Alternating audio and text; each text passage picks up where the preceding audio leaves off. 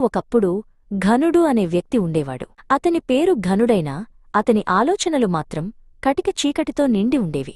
లోకంలో ప్రతి ఒక్కరినీ అనుమానించడం, స్వార్థంతో ఇతరులను పీడించడం అతని నైజం. అతని మనస్సు ఒక కఠినమైన శిలలా ఉండేది. దానికి కరుణ అంటే తెలియదు, ప్రేమంటే అర్థం కాదు.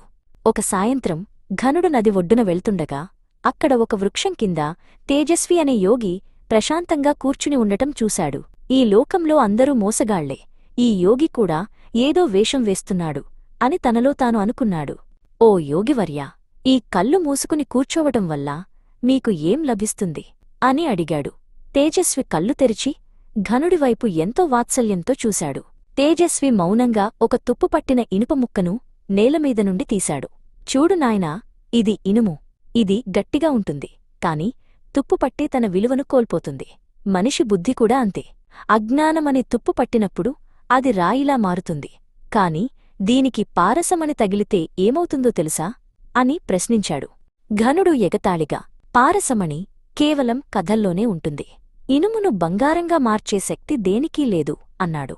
అప్పుడు తేజస్వి నవ్వుతూ, పారసమణి అంటే బయట ఎక్కడో ఉండే రాయి కాదు, అది ఒక ఉన్నతమైన బుద్ధి.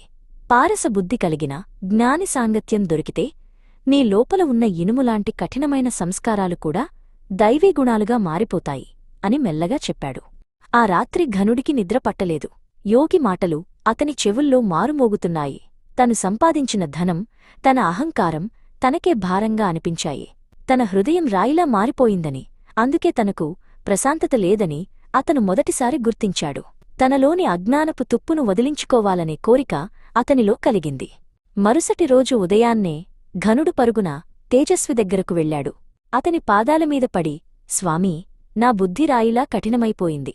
నాలో ఉన్న మాలిన్యాన్ని తొలగించండి, నన్ను కూడా బంగారంగా మార్చండి అని వేడుకున్నాడు.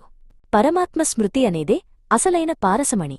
నీవు చేసే ప్రతి పనిలోనూ, ప్రతి ఆలోచనలోనూ ఆ పరమాత్మను తోడుగా ఉంచుకో.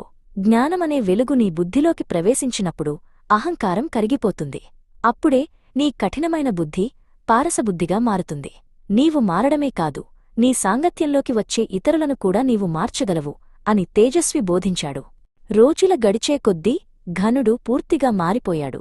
అతని కళ్లలో క్రూరత్వానికి బదులు కరుణ కనిపిస్తోంది. ఘనుడు ఇప్పుడు కేవలం ఒక మనిషి మాత్రమే కాదు, ఒక దైవీ గుణాలు కలిగిన సత్పురుషుడు. ఒక జ్ఞాని యొక్క పారసబుద్ధి స్పర్శతో ఒక సామాన్యమైన రాయిలాంటి మనిషి అమూల్యమైన రత్నంగా మారాడు. పరమాత్మ జ్ఞానమే మనిషిలోని మలినాలను కడిగేసి అతడిని పరిపూర్ణమైన దైవత్వానికి చేరువ చేస్తుందని లోకానికి చాటి చెప్పాడు.